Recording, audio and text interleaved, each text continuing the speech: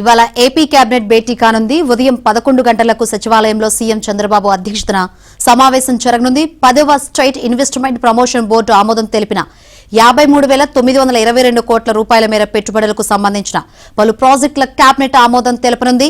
ఈ ప్రాజెక్టులతో 83,437 మందికి ఉద్యోగ అవకాశాలు లభించనున్నాయి.